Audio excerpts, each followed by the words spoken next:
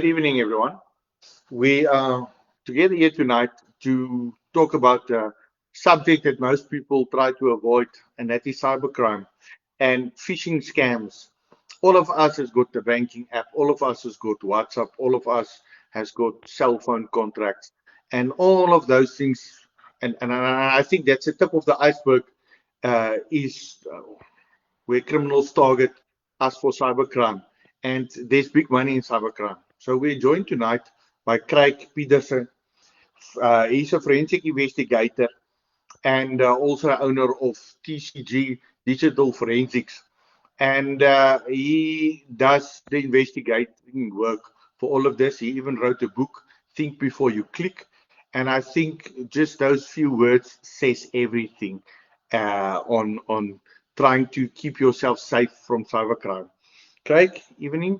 Thank you very much for joining us. We are very privileged to have you here. Doc, thank you very much for that nice introduction and for having me on your show this evening.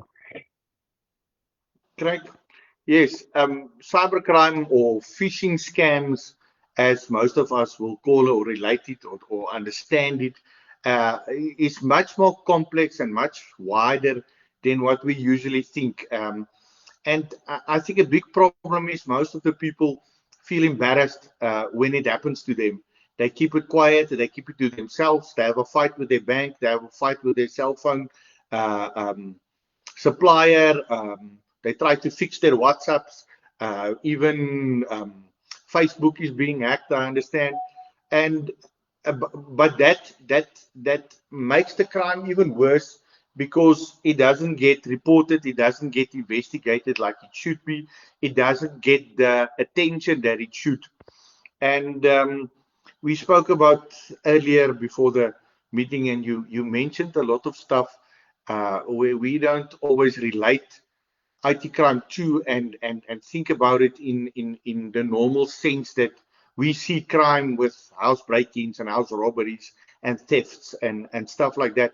But it's actually all related, and it comes down to the same principles at the end of the day, correct? Doc, thank you. I have to agree. Cybercrime at its heart is not very different to contact crime, really. We just use different terminology, and the elements of crime are a little bit different.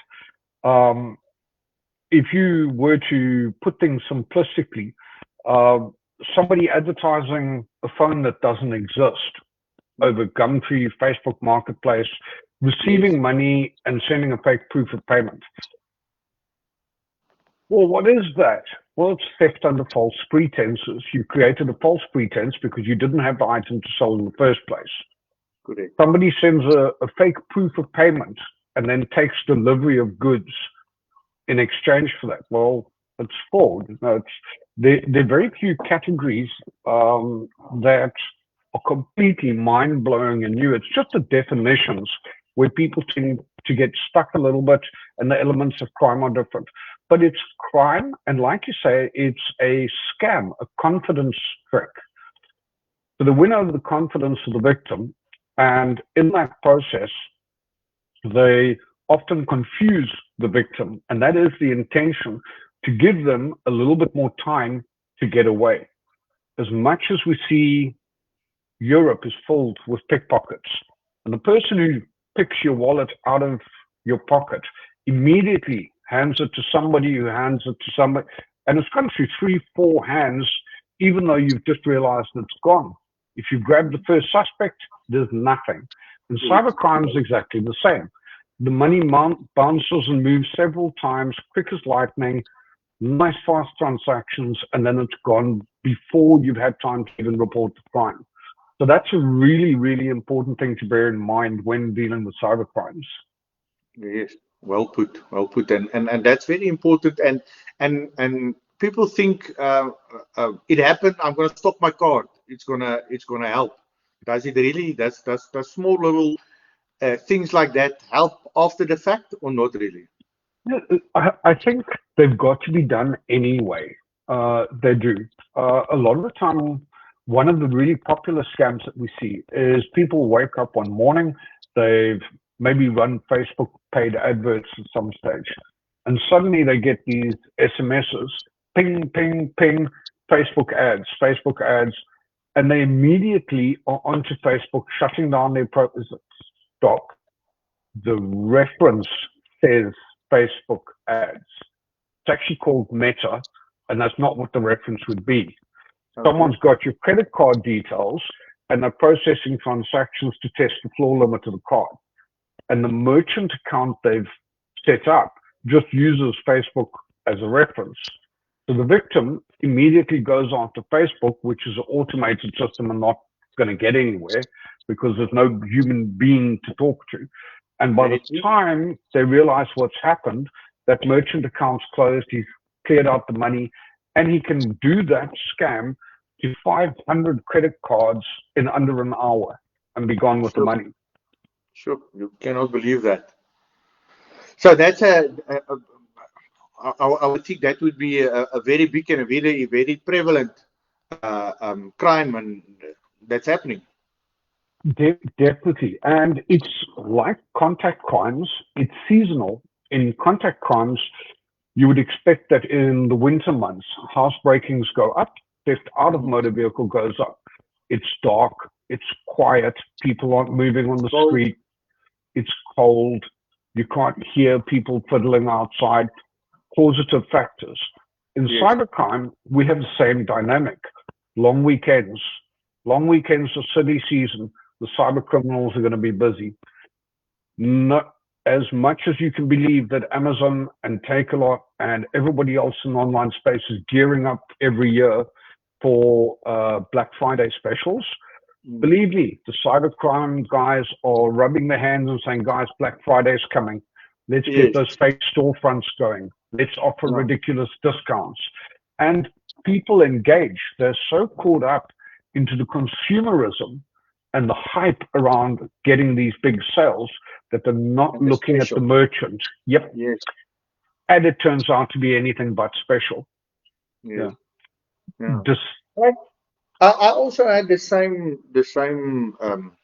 let's say event the other day.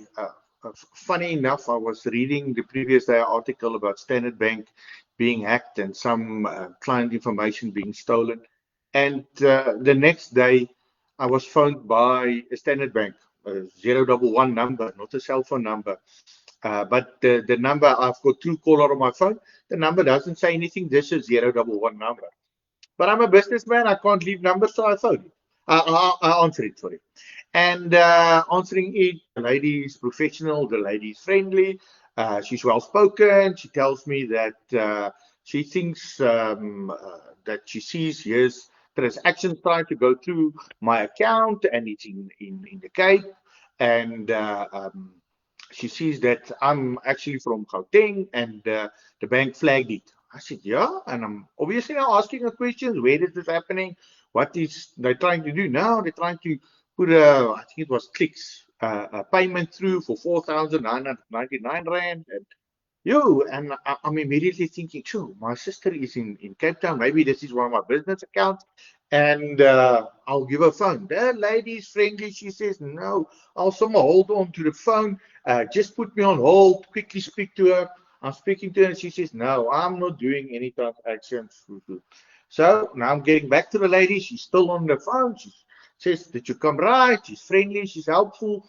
And uh, she's saying, I must check, I got an SMS and I must reply on the SMS. And I'm reading the SMS and it speaks about the 4,999 Rand. And it says, if I think, if it's not me, I must reply yes and I must reply no. And I'm looking at a number at the bottom and I see it's not a 011 or 086 number. It's like a cell phone number.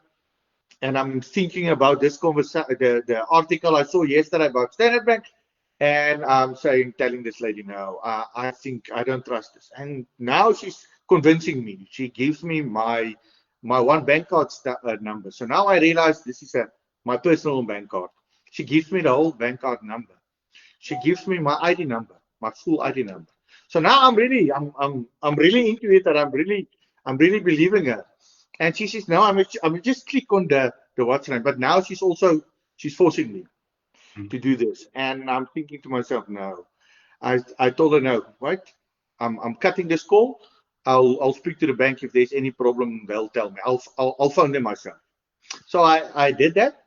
And when I found Standard Bank and I found their fraud center, when they heard about the SMS, the first question the guy's asking me, and he says, "Did you click on the link?" I said, "No, I didn't." He like, it's like a sigh of relief on his side. He like, he says, "Yes, no, then it's good. Okay, this is definitely not us. This is definitely not Standard Bank."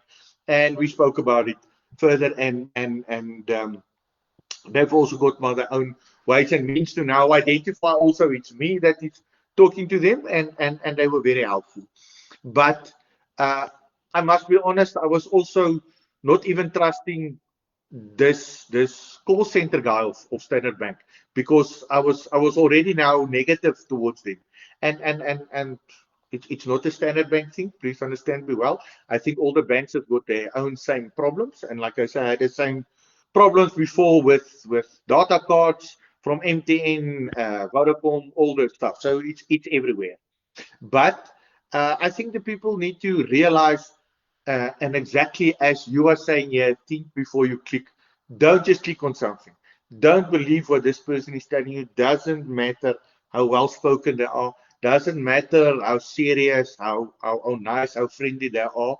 And the SMS that I got even wrote on top, card division, but it didn't say Standard Bank card division. I would have believed that a little bit more. But obviously, they use the same number for different banks. Yeah, So Craig, if you can tell me a bit more, yes, what would have happened if I clicked on the SMS? nothing good. Nothing good. You'd probably be authorizing a payment, or even worse, a Yeah, a direct debit to your account.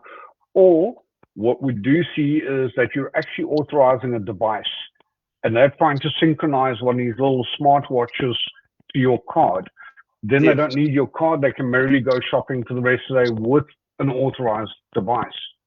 Um, One's got to remember these guys are pretty ingenious. Now, yeah, my opinion on it may not be popular, but a lot of this could be resolved if call centers would just close and go away. Bearing in mind, I'm old and I'm grumpy and I dislike call centers intensely. I Um, agree. Banks and bigger institutions, medical aids, insurance companies love call centers because they reduce face-to-face interaction, branch time, branch costs. They're highly cost-effective. Yes, But like everything, it comes at a risk. And the risk, of course, is the security of the communication and the transaction with the person on the other side. In order to move away from fixed line infrastructure, telecom landlines, and benefit from voice over IP technology, the mm, banks use IP ranges. So we're used to getting calls that come from 011 FTSEC, yes, yes, and it's randomly high on the bank. Now, yeah, if the banks want us to believe them, it's no longer 15 years ago. If you went to the bank had to trust you. Now yes, you have to trust the bank. And sometimes the banks get overindulgent in technology. I've seen a lot of call centers now switching to this miracle. Tell us what you want, and our clever, smart ass AI will put you to the right. How about you just put me through to the person anyway, and they can redirect my call.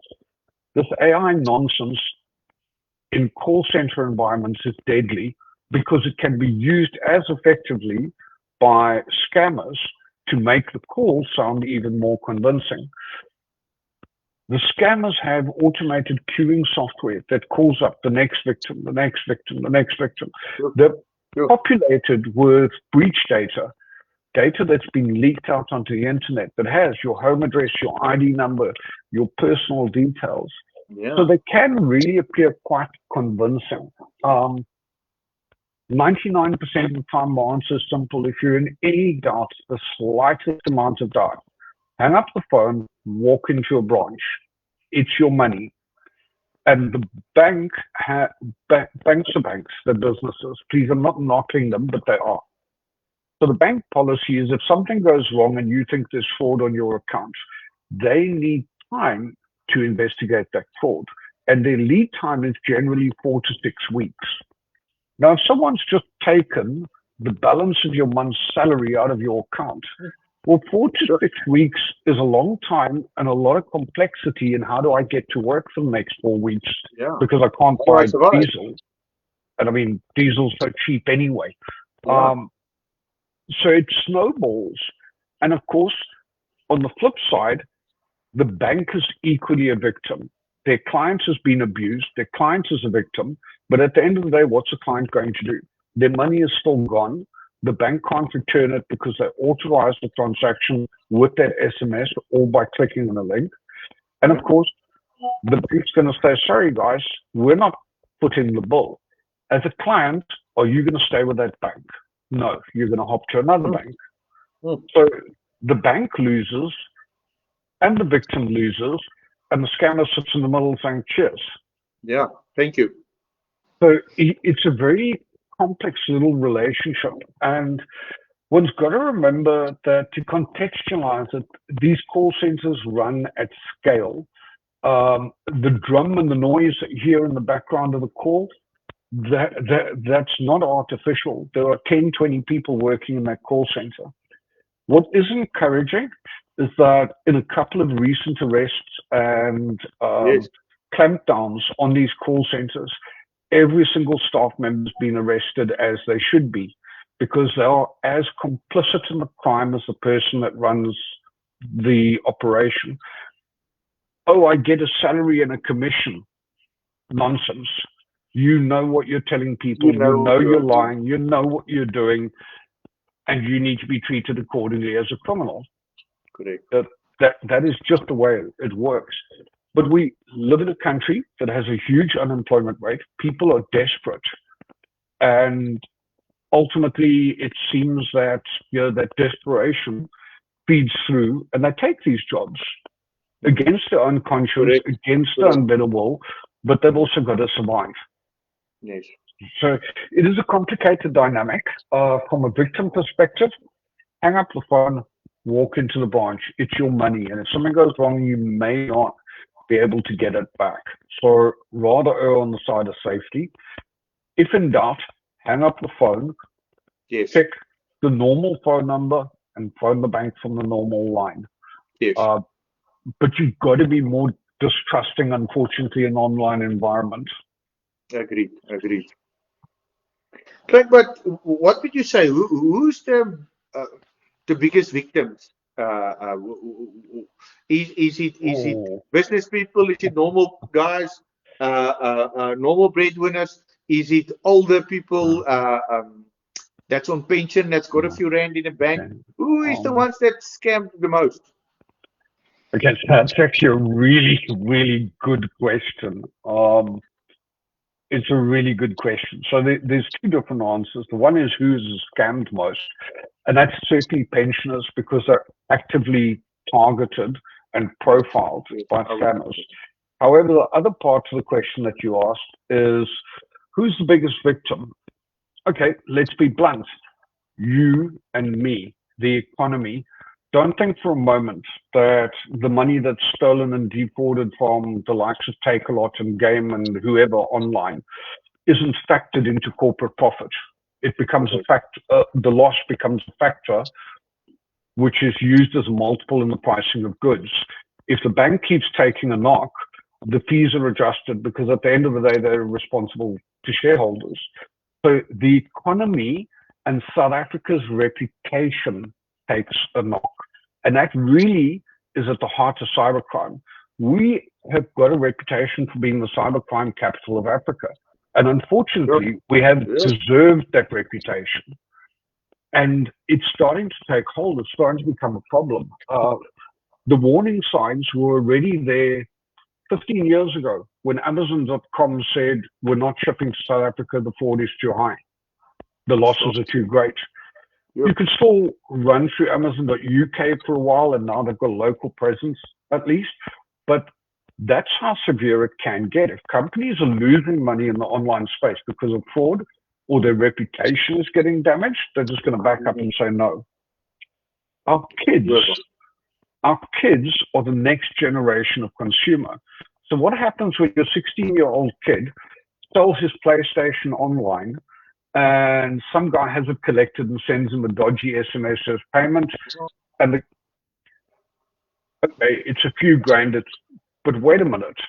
At 16 years old, you can bet that PlayStation is accumulated from a Christmas present that was upgraded here, there, and it's the only possession that they have in the world. Can you Yes. take a 16-year-old kid and say, what are you thinking? Why didn't you check it wasn't you? They're new to banking. These scams catch people who've been banking for 20, 30 years. What chance has a Yes. 16-year-old youngster got? Not very Mm, much. very true. What you've done now, though, is you've dented the confidence of an online consumer. That kid is not going to want to transact online anymore because negative experience, it's not safe to do that, I'll stop. So Agreed. there's a lot Agreed. of trickle on implications that are much broader than the individual victim. And then you get to the worst part of why I say you and I are the victims of cybercrime. We are the biggest losers because every single R1,000 that a cyber criminal steals or scams out of somebody is going to fund their next activity. So if they've used a throwaway phone to scam somebody and they get 2 or 3 thousand rand out of them, tomorrow they're off to buy a laptop so they can scam 5 people at once. Correct.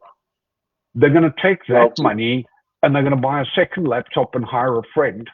It's the scalability of cybercrime that is highly dangerous because a single criminal with low morals and evil intent can take one cell phone and turn it into 20,000 rand a month tax free, which he can turn into a laptop of 50,000 rand.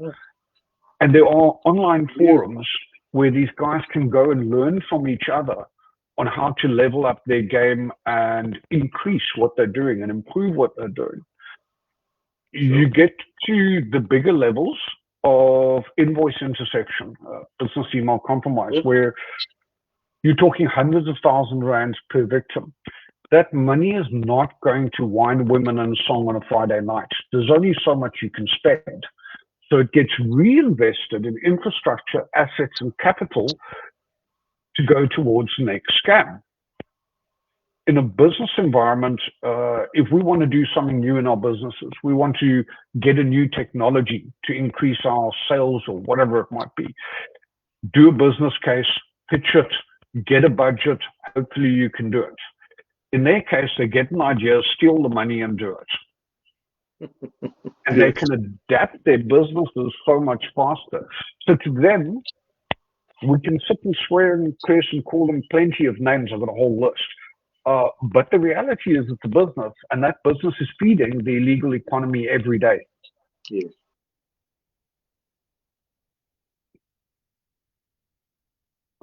Jacques, I've lost audio there.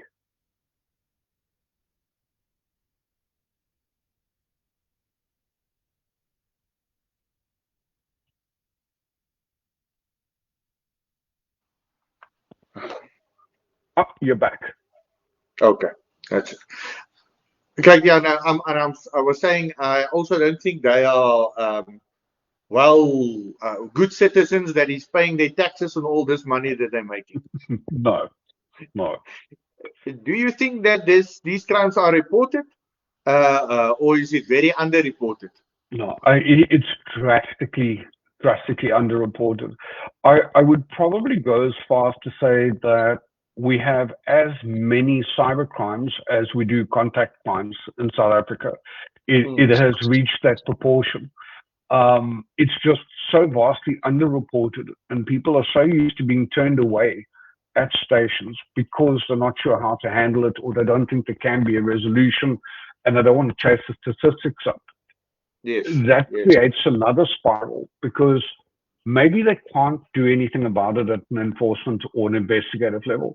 But if you don't report it, then National doesn't see it in the statistics and no resources get applied to Yes. try and reduce it. So it Correct. becomes part of a spiral. So as much as it's a pain, it's still got to be reported.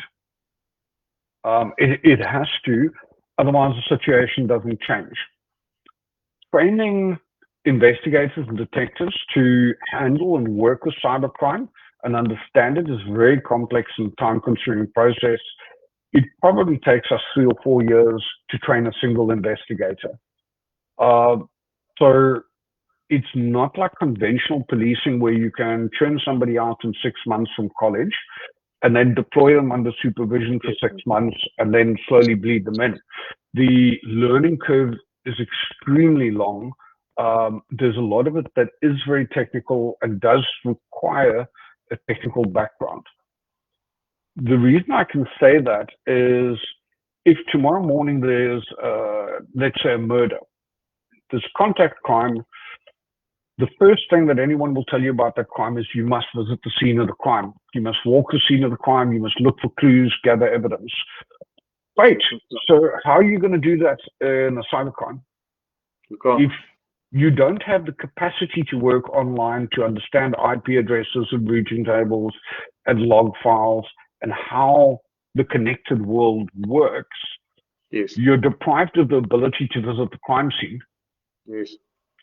So hopefully in years to come, South Africa will have regional, at least, if not provincial level cybercrime units that have the capacity and the technology that's needed. I don't even want to start on the cryptocurrency aspect, which is even far more complicated to investigate. But I think it's going to be quite some time before we see those skills trickling down to a provincial and even a station level. So until then, we've got to batten down the hatches and do what we can individually. Yeah, I tend to unfortunately agree with you that I don't really think most even police stations is nearly up to scratch to deal with crimes like this, unfortunately. Um, but Craig, what would your easiest um,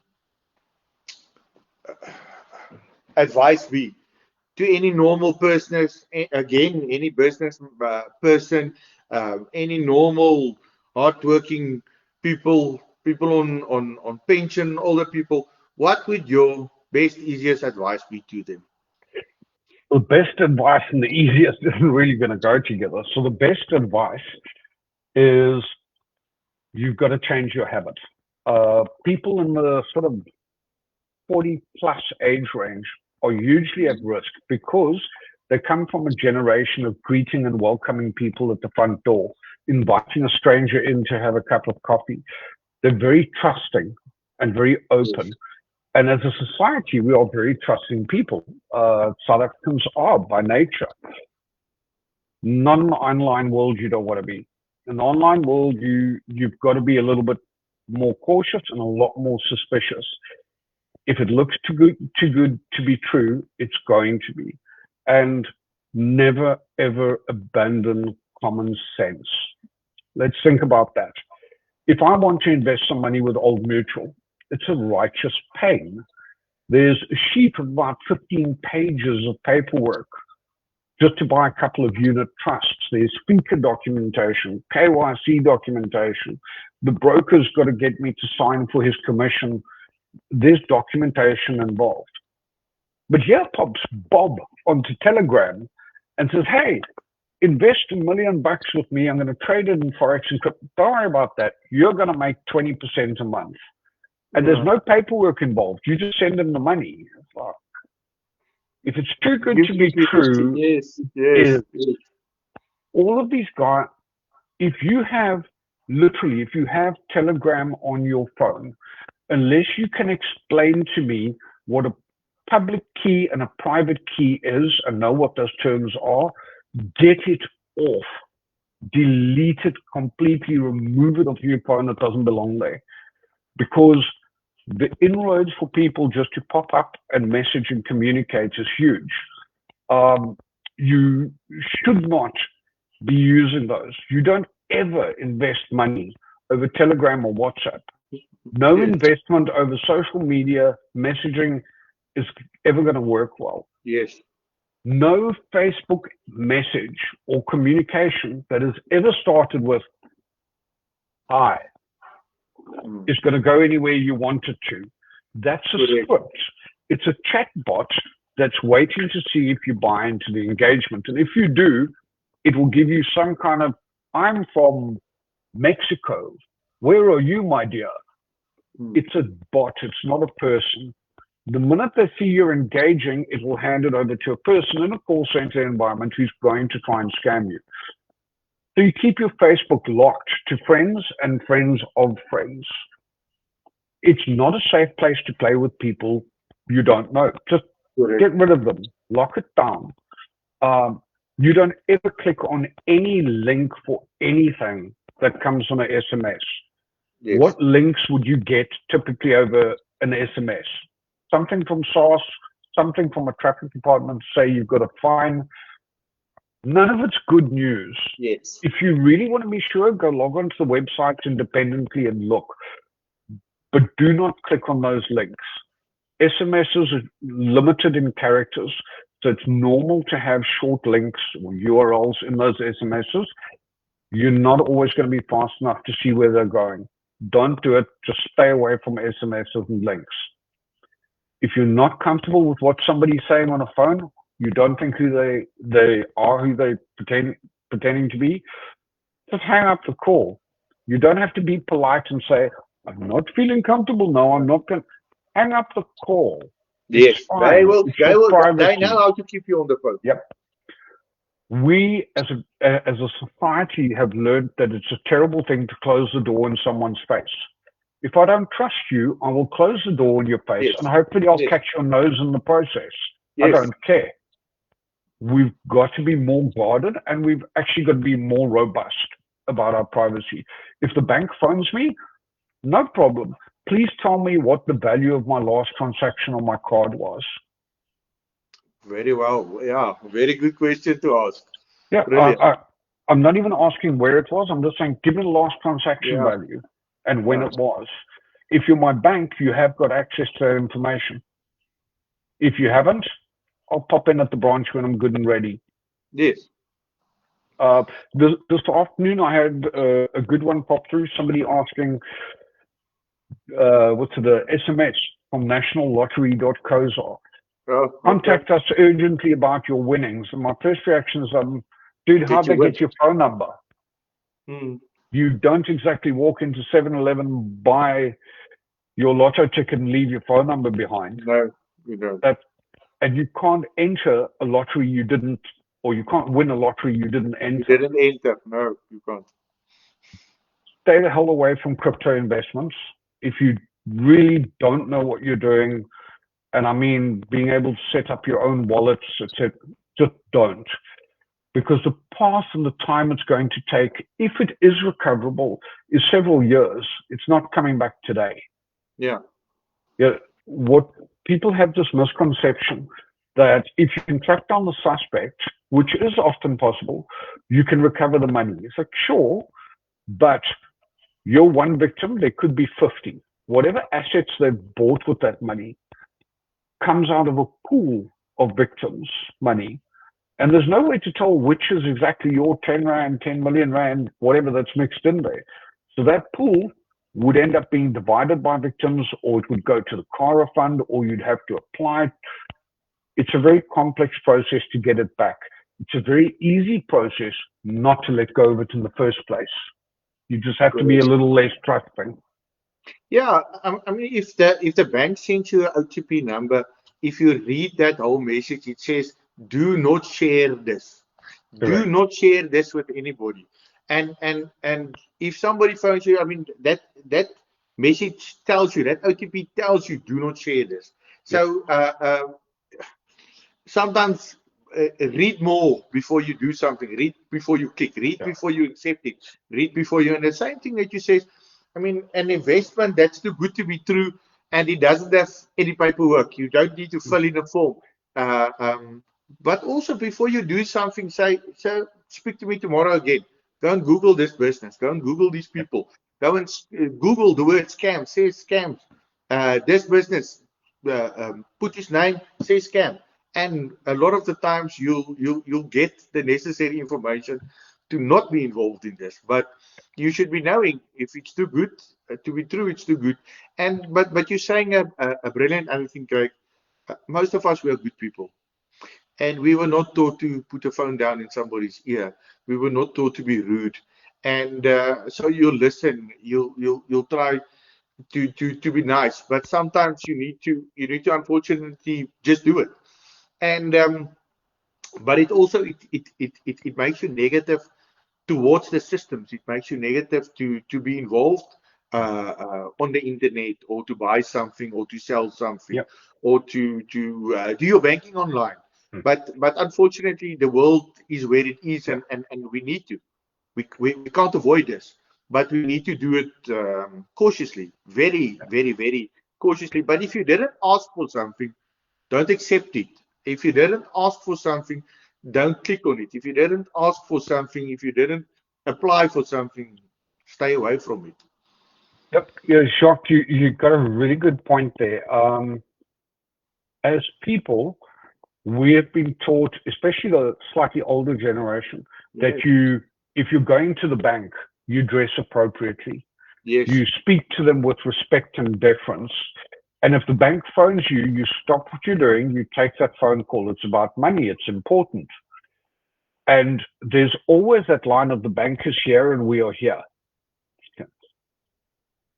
Pardon my French, but bullshit. It's a business. yes, Banks don't lend money to people who need it. That would be suicidal. Their shareholders would burn it to the ground. Banks lend money to people that can afford to pay it back to make a yes, better rate of interest, to reward the shareholders and run a good business. It's a simple business transaction. And transacting with the bank, the years of the respect and deference and putting on a suit and tie to deal with the bank are unfortunately gone. We've got some great new, quirky, younger banks entering the mix that are mixing it up a little bit and making banks more approachable. You've got to learn to say no. And if you're not happy, even if the bank legitimately calls you and they say, look, Jacques, can you please confirm your ID number? No, I can't. You phoned me. No, well, I can't continue the call if you don't give me your ID number. Okay, bye. Now yeah. what? No, nobody can force you to speak to them, and Yeah, and you shouldn't give any no. information. Yeah, And you don't give that information out. South yeah, Africa, we're very loose and fast. We're used to writing our ID number down everywhere, giving out our correct. phone number to everyone who asks for it Yes, without questioning why. One of the oldest scams available is the guys will walk around tourist attractions. They have a big clipboard. Do you want to take part? There's a free prize up for grabs, quick survey. Put your answer down here and your phone number, and you could win 10,000 Rand as a prize. mm, Tomorrow they're phoning to sell you timeshare because they've got your name off of a consensual list. yes, Or I think you lost something at the waterfront. Here it is. There's 100 ways to play out that data.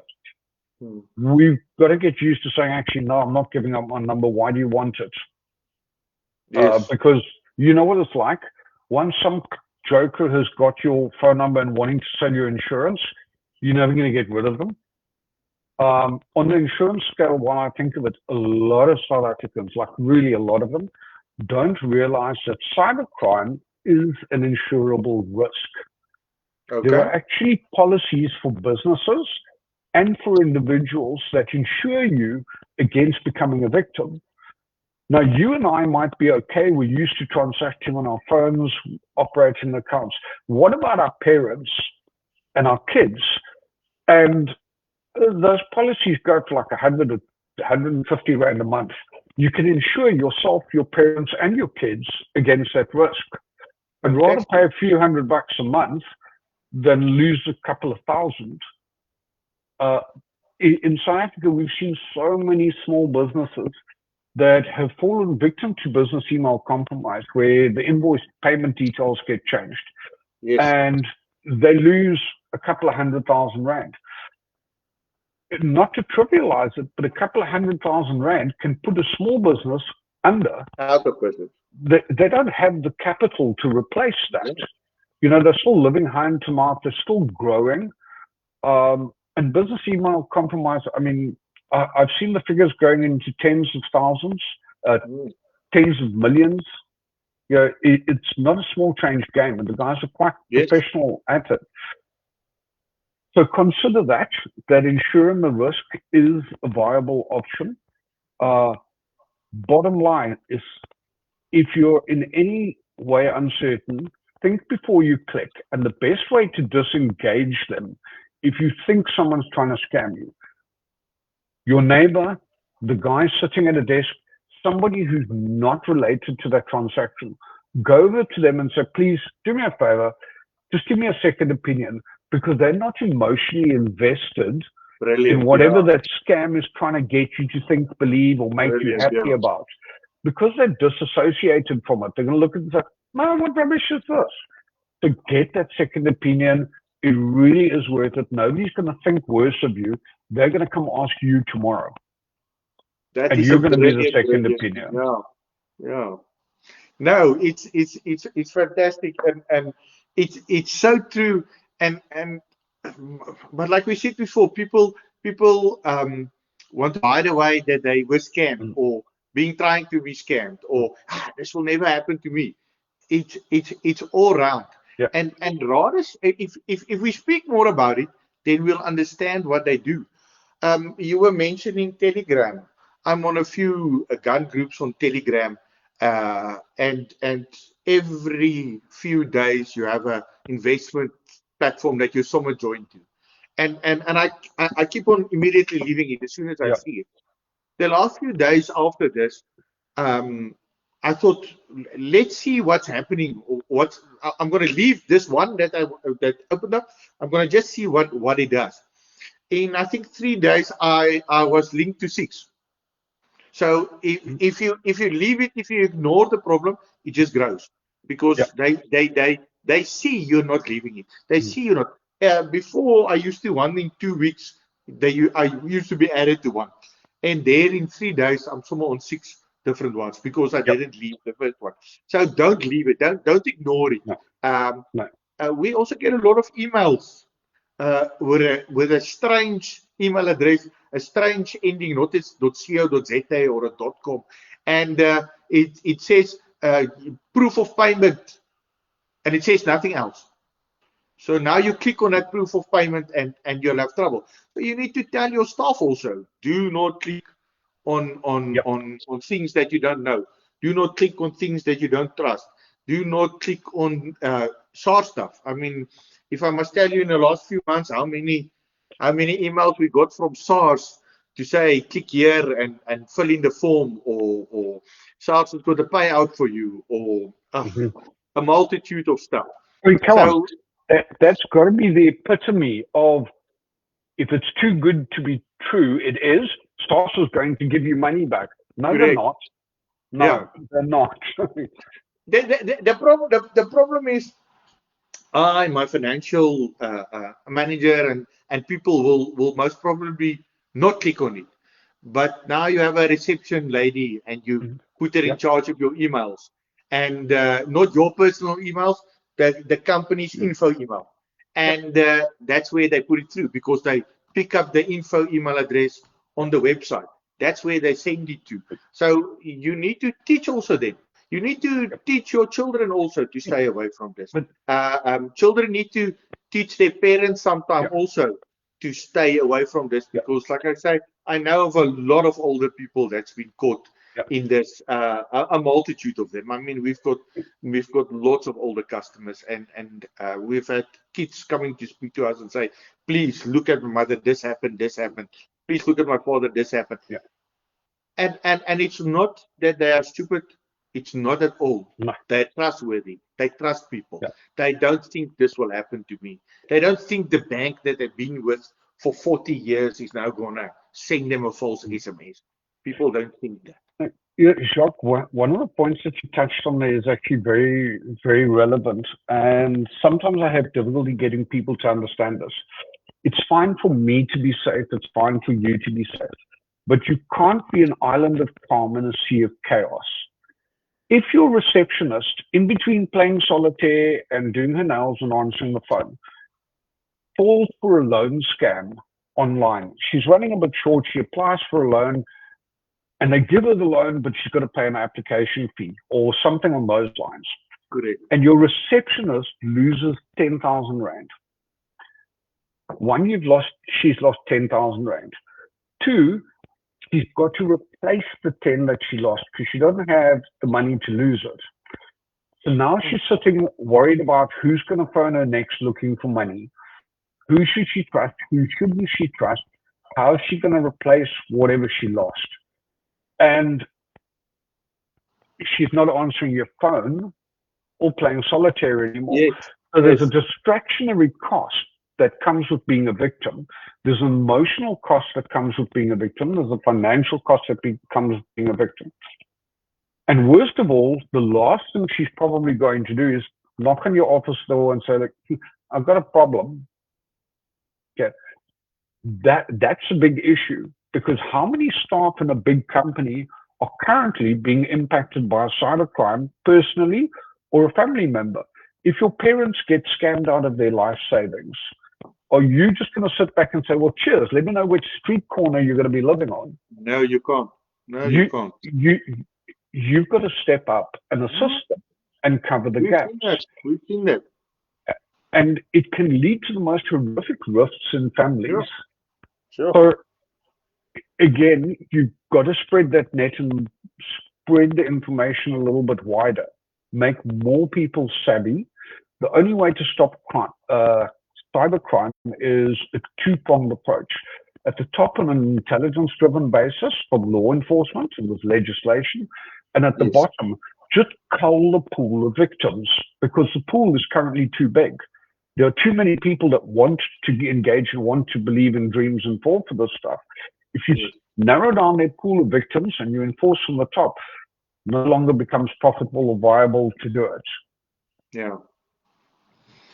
No, definitely. I mean, I don't think we were asking earlier about a quick solution, but there isn't really. I mean, we've spoken now and this time about so many different types of cybercrime and phishing crime and that, and I think we haven't even touched the tip of the iceberg yet, if I'm correct. Yeah, we've just got there to the basics of the conversation, but I think hopefully we've got a couple of good points across. There's obviously only so much we can cover, and if you let me talk, I'll talk forever. Agreed. I mean, we're still passionate about this. We feel passionate about crime. We feel passionate about keeping people safe. So I understand where you come from, and I feel the same. And I think we must definitely do this again. I think if you don't inform people, they can't be prepared. They can't be alert. And people need to be informed about this because it's happening more than what we think. You were saying earlier when we were talking, it's more prevalent than contact crimes. Mm-hmm. Yep. And look, it's good to see security companies getting involved as well. Although that's cyber, it's not my thing. Security is all about safety, security, privacy, peace of mind. It's all four pillars together. And it's great to see the extension of just general knowledge to help people make them safer in general. Everybody within the security industry and the IT industry in general in South Africa has got a role to play. There are not a lot of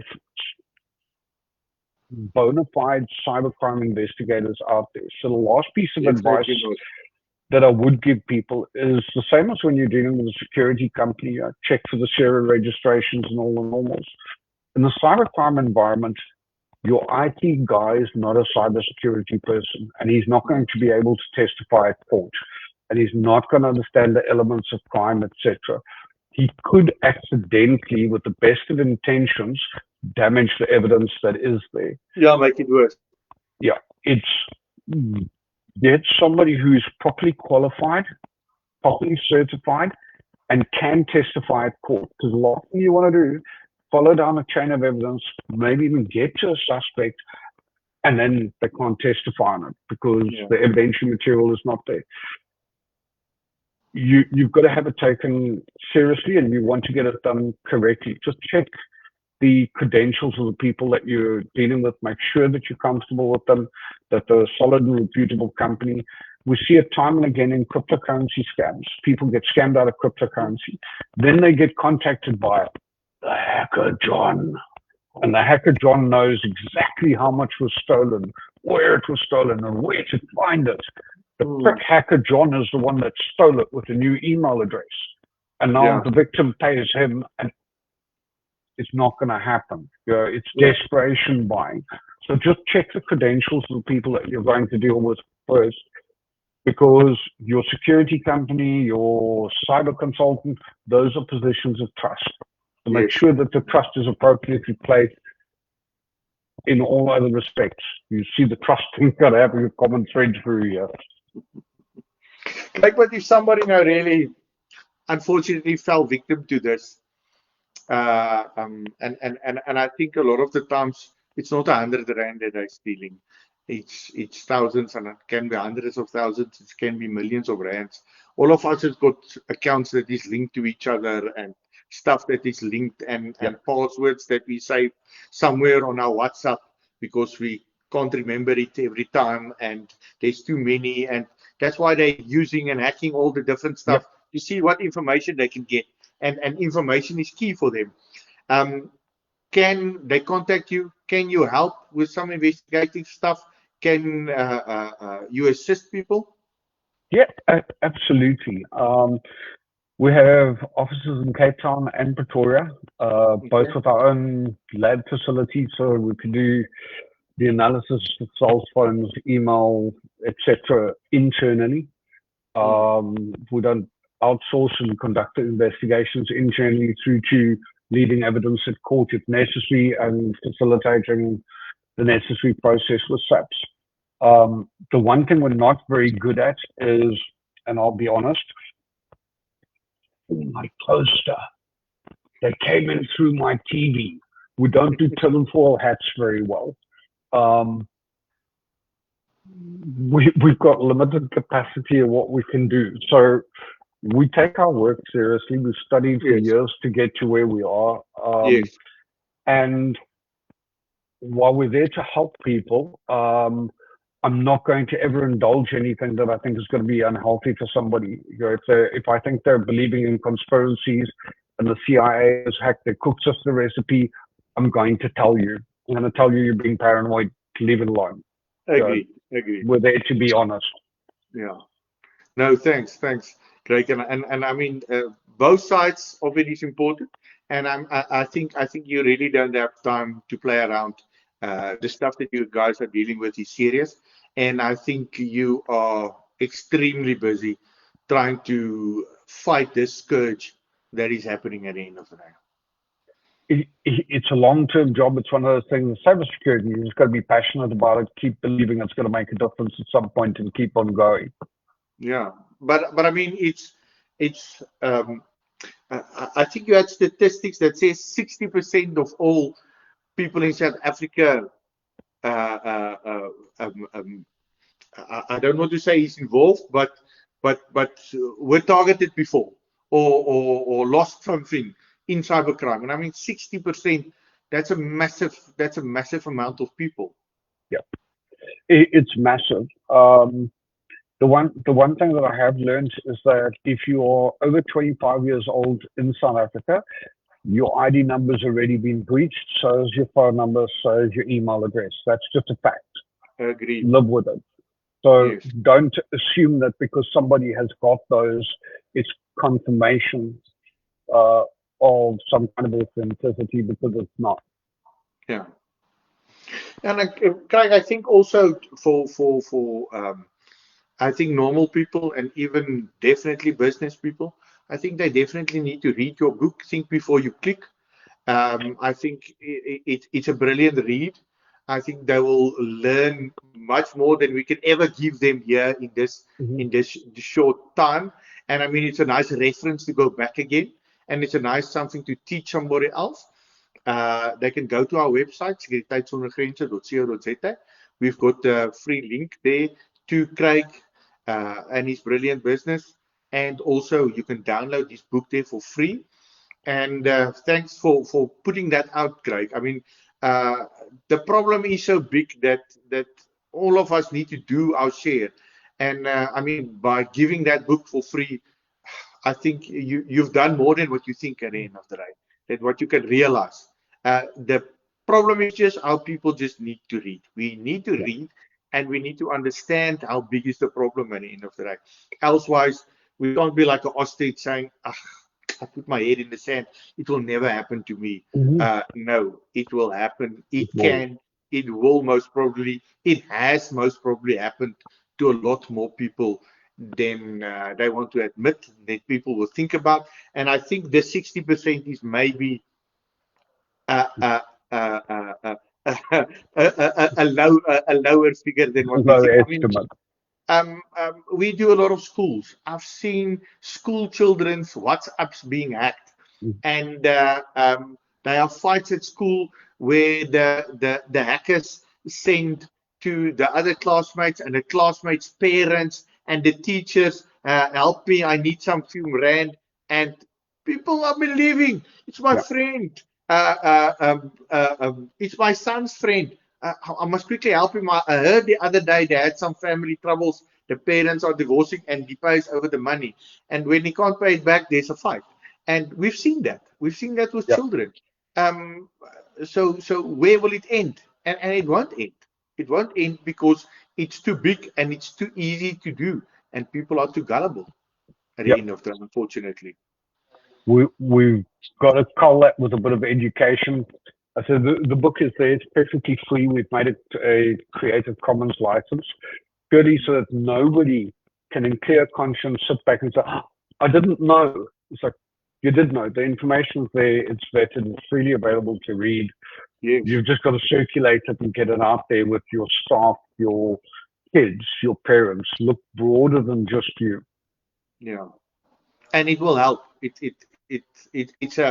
It's a massive amount of information, and it's useful information, and it will save. Maybe not today, maybe not tomorrow, but trust me, guys, it it will save you a lot of heartache.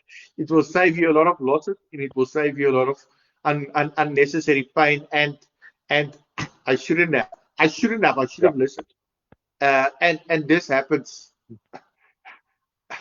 if I really need to sit here and I must say my time in business and like I said before, personal, how many times we have had attacks, how many times Yeah. we have had people trying to hack, and a vast load of ways and means, and there's always new stuff.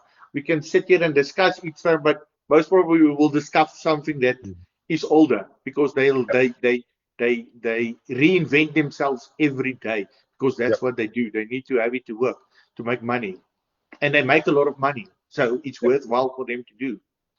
It's big business. It's big business, yes. The Well put. the Well put. estimated loss to cybercrime in South Africa is something ridiculous, like 23 billion rand a year. It's 23 billion uh, rand. Sure. SABIC is about the most authoritative because they track the losses via the banking and commercial crime units, but it is Sure. a catatonic number. Yeah. And then we also don't know what they got out of your WhatsApps, what they hacked. Yeah, yeah, it's Because the people, phones is a dangerous thing to have actually because you've got your whole world on your phone these days. we've become very I've seen a dependent on it. Yes, yes. I've seen a client of ours that was well, he's now our client. He wasn't our client before. He got robbed. He's a businessman, and they took his phone, but he hides his phone apps, his banking apps under something else. I will not say that, but it helped him. It Yeah, saved him by just being yeah, prepared for this yeah, and thinking I've got my finger password on it, my retina password on here, my facial recognition. No, they'll take you with your phone. yeah. So, but now we're going in a different set of. crime again. And maybe we can have a talk about that next time when we speak again, Craig. Yeah. Super. Jacques, thank you so much for having me and for organizing this evening. And I hope it's been of some value to your listeners. I'm very sure it is, and I'm very sure a lot of people will have a lot of benefit out of this. And like I said before, Craig, I mean, if we don't put it out there, if we don't warn people, if we try and keep quiet and hide it, it's not going to bring anything helpful around. It's only the criminals are the only ones that's going to win out of that. Yep. So we need to do our share. And thank you for all you do, Craig. I really appreciate, and I really appreciate your time. I know you're very, very busy.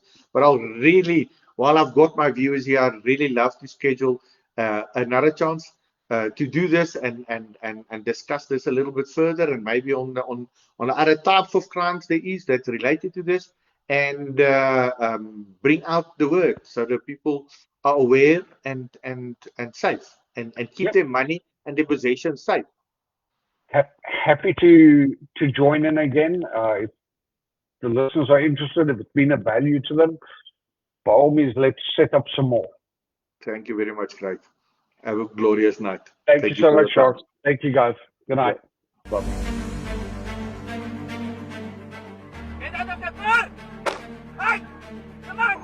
Ons vat R59, 13 beweeg my nader. With over 30 years in the security industry, Sekuriteit Sonder Grense has become a trusted and only choice for many residents in the Vaal. Building a reputation as experts in armed response, alarms, guarding, CCTV monitoring and high-risk security, Sekuriteit Sonder Grense deploys state-of-the-art technology and experts in their fields to look after your assets and loved ones. Our footprint continues to expand with branches in Vereniging, Van der Bijlpark, Meyerton and Three Rivers, ensuring that you are looked after no matter where you go in the Vaal Triangle. Visit www.sekuriteitsondergrense.co.za today for an obligation-free quote.